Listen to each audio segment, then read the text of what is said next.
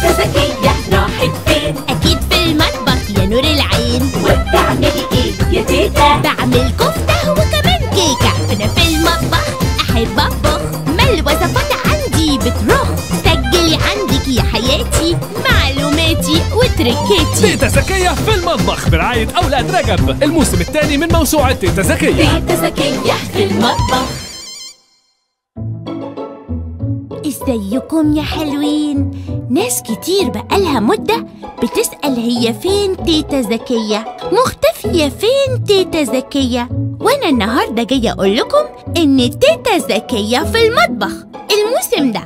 يعني كل اسرار نجاح وصفاتكم واكلاتكم هتعرفوها معايا. ونبدأ بالتركات البشاميل. البشاميل داخل معانا في مكونات كتير، إشي مكرونة بشاميل، سبانخ بشاميل، مسقعة بشاميل. وللعلم أكل البشاميل ما يخليش الواحد يمل. أولاً عشان البشاميل يكون مظبوط لازم الدقيق يكون قد الدهون بالظبط. يعني مثلاً 5 معالق دقيق قصادهم 5 معالق زيت أو سمنة أو زبدة، اللي انت بتعمليه يعني حسب يعني.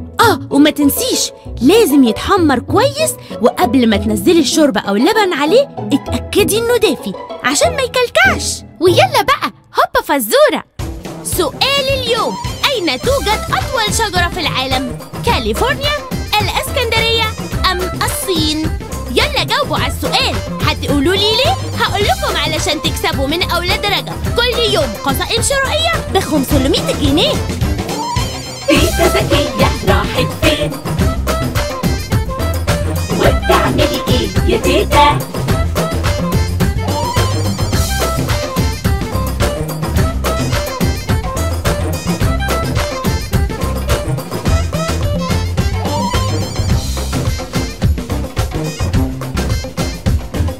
تيتا زكية في المطبخ.